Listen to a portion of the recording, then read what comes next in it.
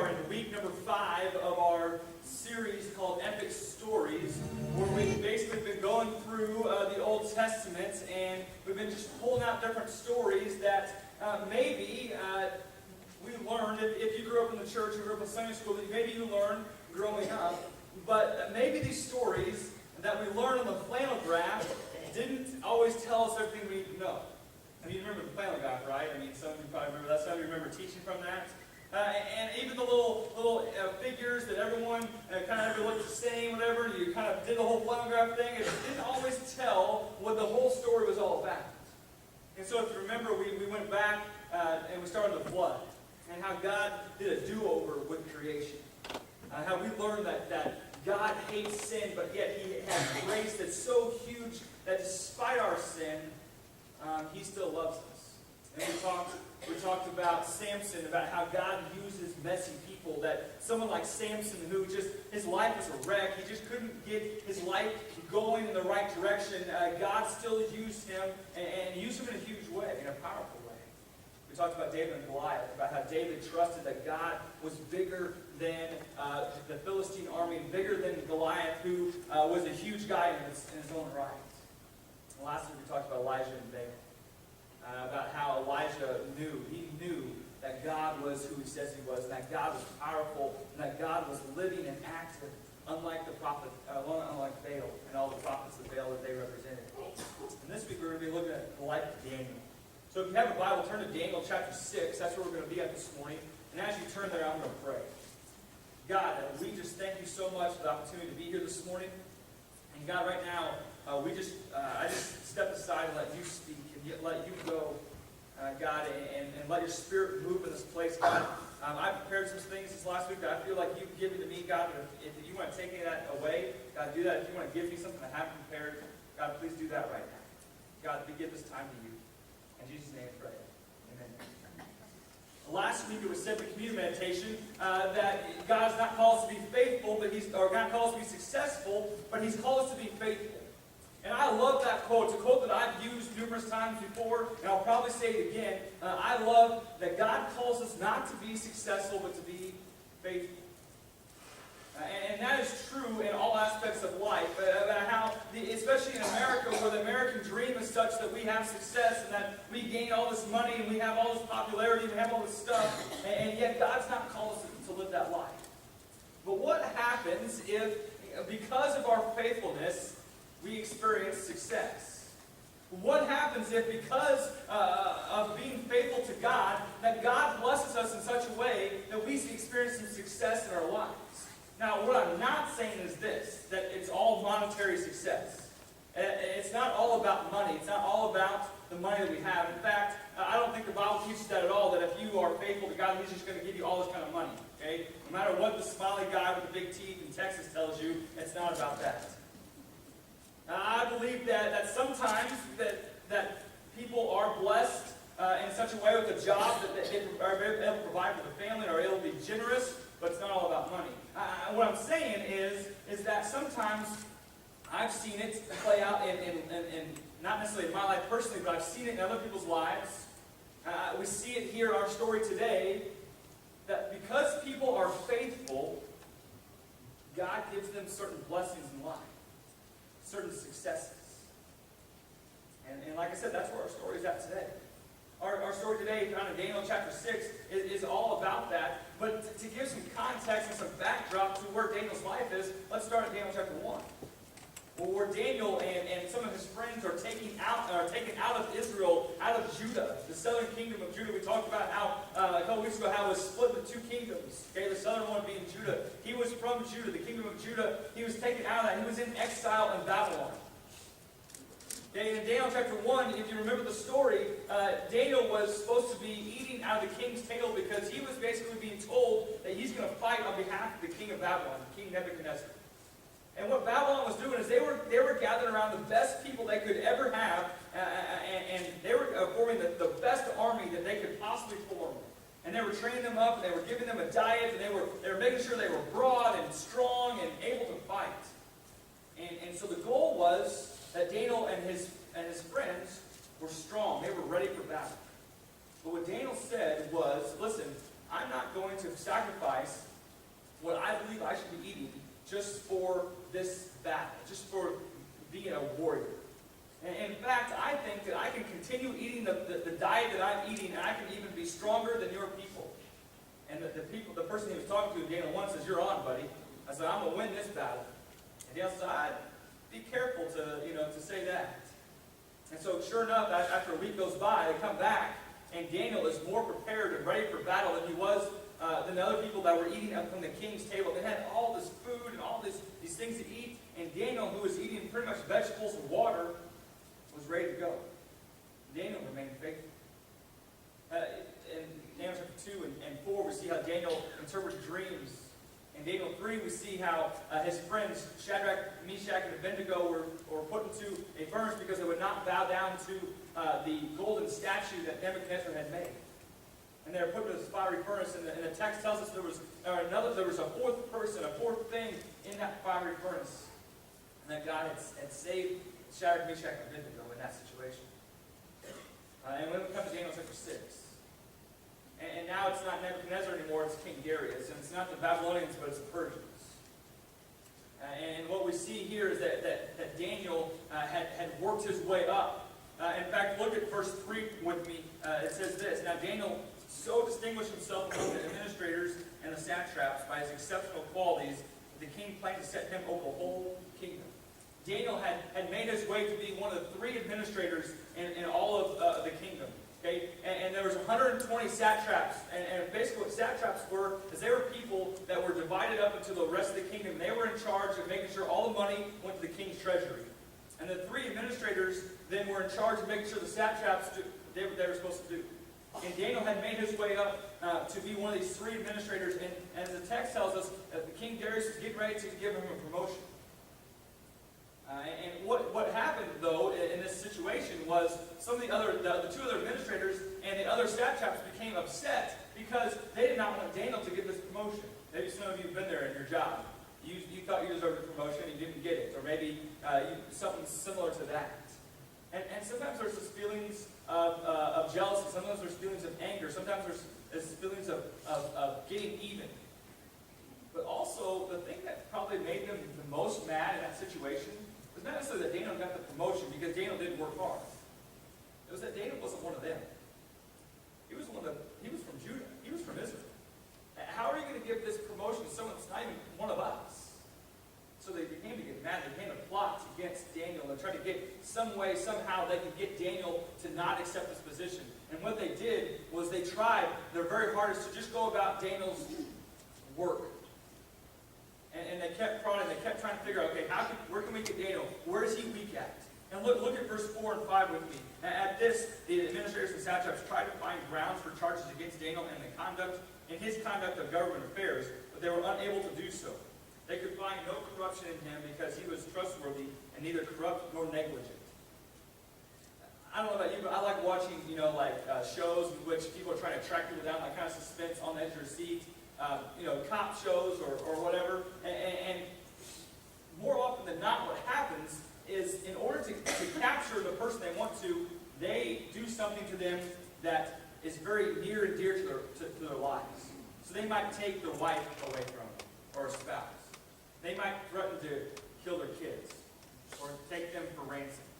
No matter what show you look like, if they really try to capture these people, they really try to get them to do what they want them to do, they will try to do something that is near and dear to their lives. And that's what these people did here. Look at verse 5. It says, "Finally these men said, 'We will never find any basis for charges against this man, Daniel, unless it has something to do with his law, with the law of his God.'" There is nothing more important to Daniel than his relationship with God. And that's what these guys are going to find out, where Daniel, if he was really who he says he was. I mean, Daniel, for his whole entire life, he's about 80 years old right here. For his whole entire life, Daniel had talked about his relationship with God. He had led Nebuchadnezzar to at least realize that God was powerful and that God was faithful. And so that everyone had heard who Daniel was and how he loved God and how much God meant to him. And now it was going to see if he was really true. Now we're going to find out if what Daniel said was really true. Because they were going to attack Daniel at his core. In his relationship with God. And that's what they did. They went to King Darius. And Darius, like most kings, and sometimes most of us guys, we struggle with our pride a little bit. And so what happened is the satraps and administrators went to Darius and they said, King Darius, we'd like for you to sign this edict today that says that for the next 30 days, no one is going to worship or talk to you or any other god remain except for you. And King Darius probably wasn't thinking anything about the religious ramifications of signing this. He was probably only thinking about the political ramifications. About how for the next 30 days, the people could only talk to him and only worship him. And that sounded good to him. That sounded good for people to say, oh, King Darius, you're the best.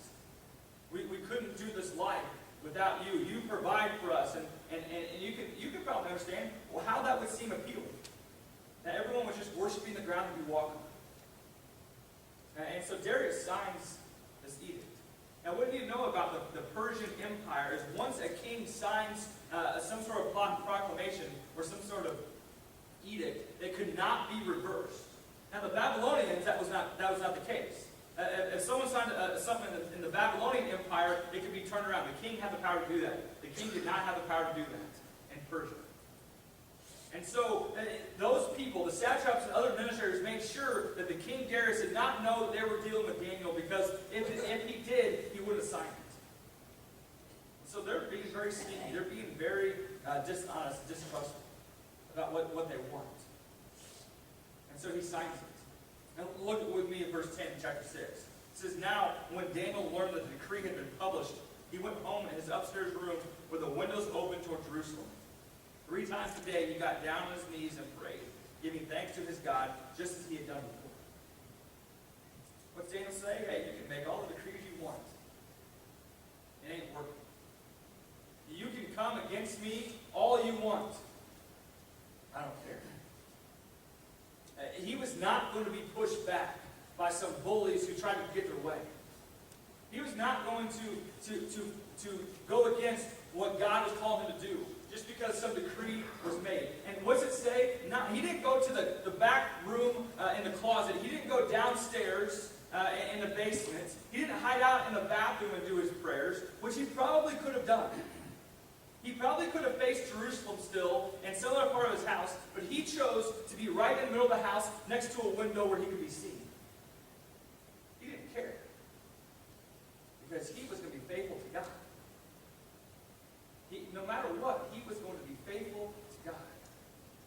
And so after a couple days, the text, I get the impression that it wasn't just right away. They weren't just waiting at his house, waiting for him to say his first prayer of the day. But it says he prayed 3 times a day, which to me kind of says that maybe after a couple days, these people, they finally saw him pray. And they went and got him. And they took him before King Darius. And the text tells us that Darius was troubled. He was saddened.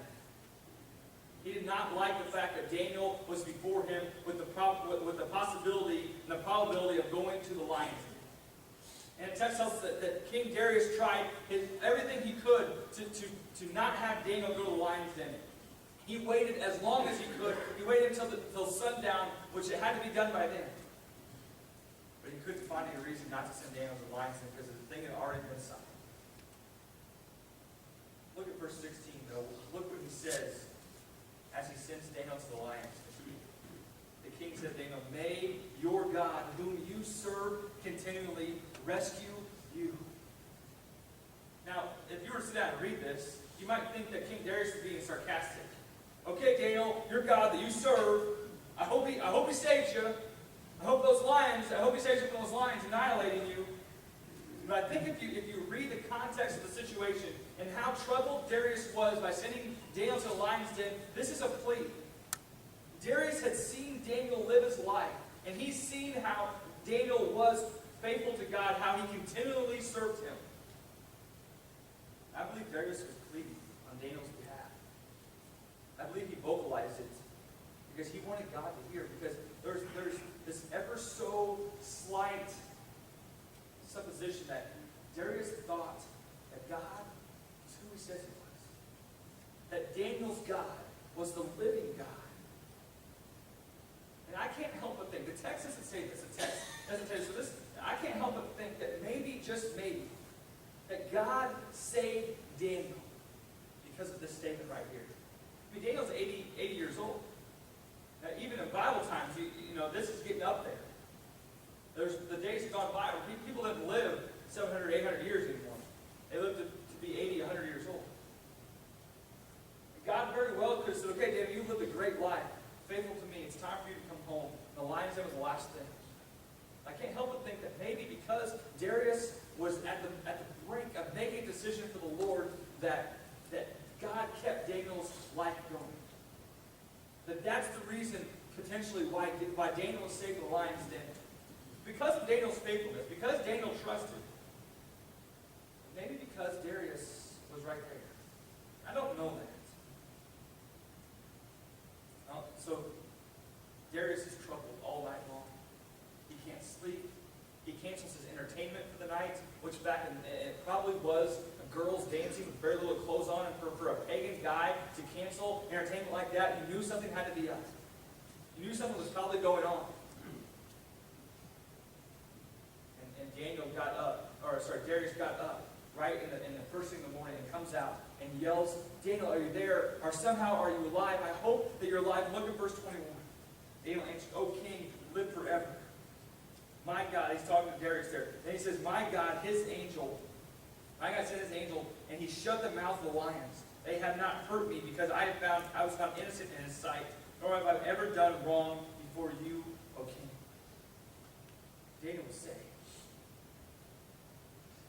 To the delight of King Darius, Daniel was saved. And what Darius did is he took Daniel out of the lion's den immediately. He put all the satraps and all the administrators back in the lion's den, because that was the custom back then. When someone did something falsely or they lied about something, they got the punishment. And then look at verse 26. This is what Darius decrees. I issue a decree that in every part of my kingdom, people must fear and reverence the God of Daniel. Now listen to what he says about God. For he is a living God, and he endures forever. That his kingdom will not be destroyed. His dominion will never end. He rescues and he saves. He performs signs and wonders in the heavens and on the earth. He rescued Daniel from the power of the lions. Do you think you got a believer in Darius? I'd say so. How did Darius get there? Because Daniel lived a life faithful to God. It's a good story. It's epic.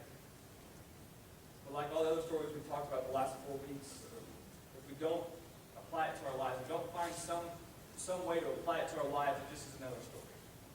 So I have a couple things I want to bring out. Daniel's life revolved around his relationship with God. Because of that, I think there's 3 things we can pull out. First of all, he lived his life above reproach. Colossians 3:23 says, work with all your heart. Do your best in every circumstance, not for men, but as for the Lord. That's our instruction. That whatever we do, we should work hard. We should do everything we can do, whether that's schoolwork or our jobs or our parenting or whatever circumstance in life that we're supposed to work. We're supposed to work hard with everything we have for God. Not for men, for God. And that's what Daniel did. Daniel was a hard worker. He was a faithful servant. He did what he was supposed to do time and time again. When the people went to try to find ways in which they could get Daniel and his work with the government affairs, they found nothing. Why? Because not even Daniel, even in a situation of life, whenever it was okay for the administrators to take some money that they were going to give to the kingdom and the treasury and put a couple dollars in their pocket, that was okay back then. And as long as it wasn't too much, they could put some money in their pocket. Daniel didn't do that at all. He lived his life above reproach. You never catch Daniel in the corner gossiping. You never catch Daniel complaining. You never would catch Daniel doing things to bring his name down. You never would catch Daniel doing that kind of stuff. You never would catch Daniel doing anything to incriminate himself, because he lived his life above reproach. If anyone ever made accusations against Daniel, people probably didn't believe him, because they wouldn't believe that Daniel could do such a thing. And that's honestly how we need to live our lives, above reproach.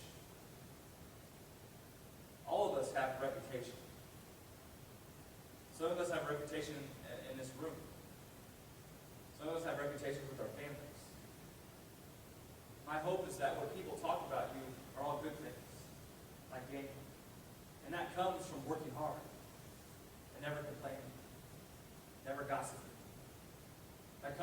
being selfless. It's not about ourselves. It's about what God wants. And if we're going to live our lives above reproach, you think about what Daniel did in chapter 1. He wasn't going to change his dieting plan just to get better and to be a better warrior. He was going to keep the same thing because that's what he was supposed to do. That was how he lived out his faithfulness. We have to live our lives above reproach. Doesn't mean we're supposed to live perfect lives. Doesn't mean that we have to make every decision correctly. Doesn't mean that sometimes we're going to mess up, or mean sometimes we are going to mess up. But we have to try our hearts. We have to work hard at what people think about us and what our reputation is in this church, in the community, with our families. Because we have the good news to share, and when we share the good news, we want people to realize that, hey, yes, I want to believe that God. Because those people are who they say they are. They're not some fraud. They're not some fake. They live their life above reproach. You know, it always kind of tickles me when people say, oh, you can't do that in church. You can't say that in church. You can't lie in church. You can't cuss in church. I'll never forget a time I was growing up in the church I grew up in Illinois, and I was standing next to my youth minister, and he had just recruited this brand new youth coach. He was going to help out, and he actually was going to be my basketball coach too in the basketball season. His name was Andrew Sestak, was his name. And I can't remember exactly what he said, but he's just having a conversation with my youth minister, and he just swears in the conversation like it was nothing, no big deal. He just swears. Like I said, I don't think it was the F word like that or whatever, but it was some sort of swearing, and it was in church. And he's like, oh, I guess I'm not supposed to say that in church. Here's the deal. God wants your heart. He doesn't want you to be fake. Don't live two different lives. Be who you are. If you lie in church, I wouldn't recommend it. I wouldn't recommend lying outside of church, though. If you swear in church, I wouldn't really recommend it, but I would recommend swearing outside of church. It comes to your heart. If you have a lying problem, if you have a swearing problem, if you have a gossiping problem, if you have a complaining problem, if you're critical about everything, be here. That's where you need to be. And if you have to lie in church, or cuss in church, or gossip in church, hey, that's okay. But still be here. Because I believe God's will, and I believe God's Spirit will change your heart. And the more you're here, the more you're reading this Word, the more you're worshiping Him, He will begin to change your heart. And then you won't be lying in church anymore. You'll be serving in church. You'll be worshiping in church. You will be loving Jesus. Live your life above reproach. Don't live two lives. Live the same one. If you got some things you need to work on, hey, so do we all. Don't we? Yeah. So live your life above reproach. Number 2, pray like it's the only thing you can do. Pray like it's the only thing you can do. Hey, listen, prayer matters. 1 Thessalonians 5:17 says, pray always, pray continuously, pray without ceasing. And so many times we put prayer in a box. And we say we can only pray when we're around the dinner table, if we have our hands folded, our heads bowed, our eyes closed, and maybe kneel beside our bed. And what I'm saying is that it's okay to teach your kids, because we do the same thing, to do those things. It's okay to teach people to have some reverence when they pray, because I believe you need to. But so many times we put prayer in a box, and we have that prayer language. You know what I'm talking about, the prayer language? We say all these words that we never say anywhere else when we talk. And all of a sudden, someone's throwing out these and nows. I'm like, you don't say that whenever you talk. What are you doing like that for? Prayer is a conversation with God. In a couple months, we're going to have a series on prayer. That's exactly what we're going to call it, the conversation with God. So I don't want to say too much and spoil that series. But prayer matters. And it's a simple conversation that's supposed to happen over and over again. You don't have to stop and kneel and bow your head and close your eyes. Especially if you're driving, please don't close your eyes. But pray all the time, because it matters. Because prayer is jumping on the train. I've used this illustration before. I'll probably use it again. prayer is jumping on the train that's God, that's already moving. God is already moving in our lives, whether we know it or not. And when we pray, we're getting on the train that God's already moving on. A couple of years ago, actually, it's been several years ago, I was in high school. We went to a COI conference in Carbondale, Illinois. And I was a student in high school, and we went, and back in those days, COI used to have electives that you would go to. You go to worship services, and you go to electives. And every once in a while, they have a big general elective. And everyone would come back in the auditorium that we went to for our sessions and listen to one speaker. And this particular time, when the speaker was talking about prayer, and it was Jay St. Clair from College Heights. And Jay is this bubbly, great, outgoing guy. Most of you guys probably know him, and he's always coming up to you and hugging you and do all those handshakes and all that kind of stuff, whatever. But I remember Jay was up there and he was talking about prayer. And Jay is a really easy guy to listen to because he's so outgoing and so crazy. All of a sudden, midway through his talk, a chainsaw starts going. And it became pretty annoying. It was fairly distracting. And Jay St. Clair, in the middle of his talk on prayer, stopped and he prayed. And I don't remember what he prayed. But he prayed basically that God would somehow either stop the chainsaw or allow us to somehow concentrate a little bit better on what he had to say. Because he felt that what he was saying was from God. And I believe it. And because Jay's prayer, I remember Jay's prayer being so rich. You can just tell. It's one of those prayers I said last week that goes higher than the ceiling. I didn't realize at the moment that the chainsaw had stopped. My youth minister was close friends with some of the guys that work for CIY. He found out later that at the moment when Jay was praying, the chainsaw broke. No joke. And listen, prayer is powerful.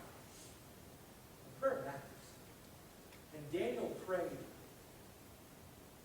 like he didn't have any other option to go in life. And that's what our prayer lives should be like. And prayer is a corporate thing. As a church, we need to be a church that prays together. We need to be a church that prays that God's Spirit is here and is leading and is unifying us. And we're all going to the same spot together as we reach out to our community, as we bring people in, and as we disciple each other and serve each other. Prayer is also an individual thing. You have a tough time in life? Pray about it. Have a marriage that's pretty rocky? You should probably pray about it. Have a big decision that you need to seek counsel on? And if you're not praying about it, you're missing out. You got family members or even kids that are far from God? Keep praying for them. Like I know you already have done. Prayer matters. And it's important. We need to be a people of prayer. We need to be a church that prays. And not because we have, prayer events. Those are good. We actually have a prayer team, and that's great. I met with them a couple weeks ago. And they're really going to try to lead our church in some of the focuses of our prayer time. And I think that's awesome. But here's the deal. Pray continuously. Don't wait for an event. Don't wait for a group. Don't wait for a Sunday school class. Don't wait for the dinner table. Don't wait for bedtime. Just pray. Pray in your cars. Pray in your kitchen. When you're about to slap your kid upside the head, pray about it. Pray. Just be a people of prayer. It matters. Pray like it's the only thing you can do. Number 3, trust God that He will come through for us. I want to look at verse 23 of our text of chapter 6, 23. It says, the king was overjoyed and gave orders to lift Daniel out of the den. And when Daniel was lifted from the den, no wound was found on him because he had trusted in his God.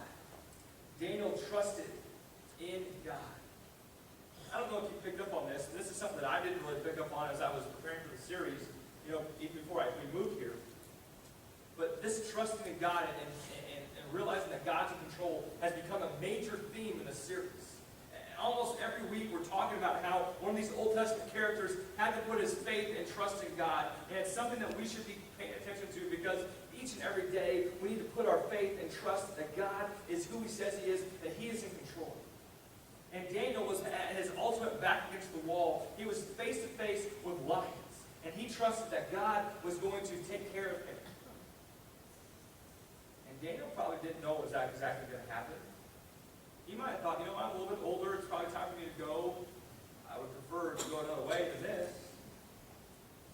He didn't know, but he trusted that God would take care of him.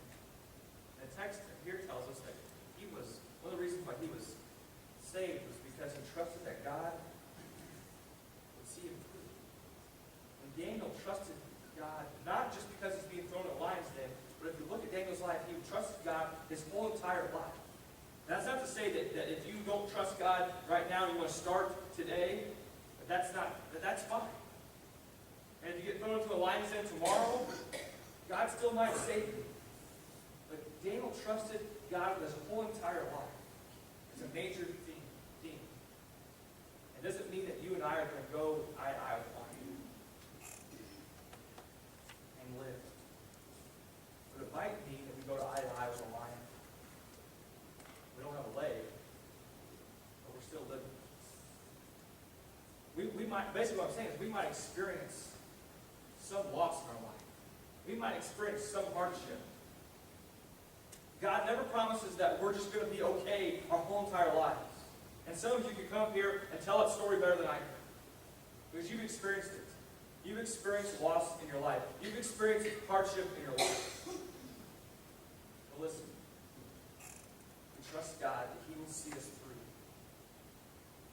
Then all of a sudden, probably some of you could also come up here and say, you know what? What got me through was I knew that God was in control. What got me through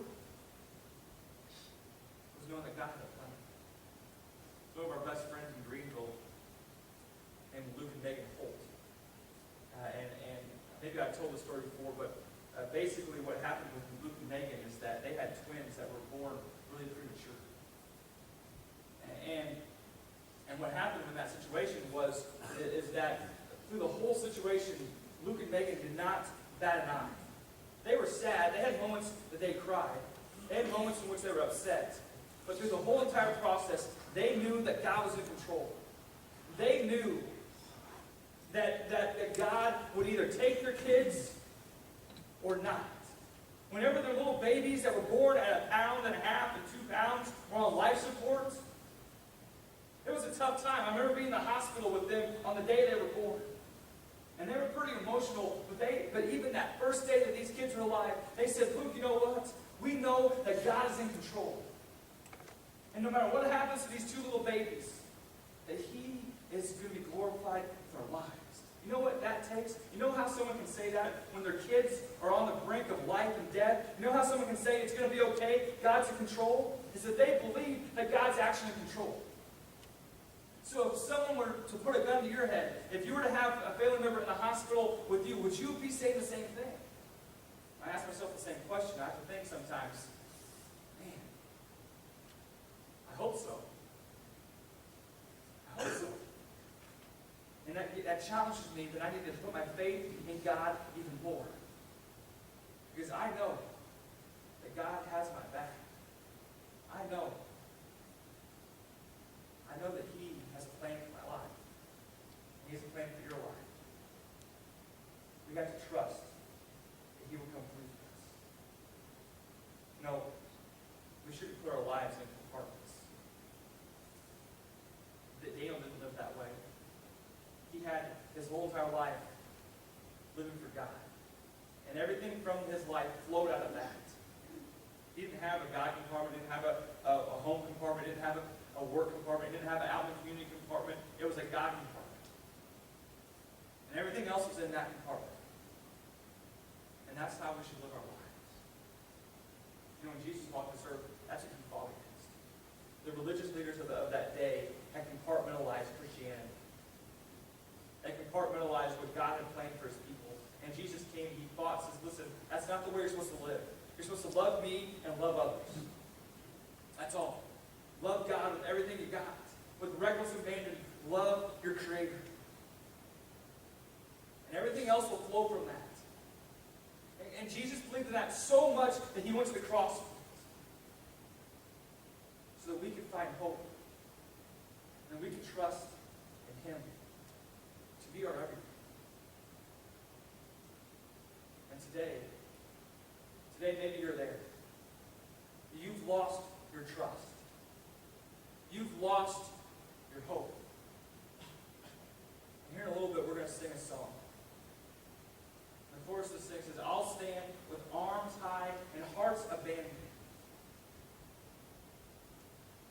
encourage you during this time when we're going to worship that you just simply do that. And maybe you're comfortable lifting your arms high in the air and put your arms high in hearts abandon, but maybe you're not, and that's okay. But I would encourage you during this time to simply give your whole entire heart over to the Lord. Say, you know what? I'm done trying to live this life for myself. I want to put my trust in you. I want to put my hope in you. And maybe during this time you need to give your life to the Lord for the very first time. You haven't put your whole entire hope in Him yet. This time is for that. Maybe you just need to be prayed over. You need to have a conversation. I would encourage you to move as the Spirit moves you.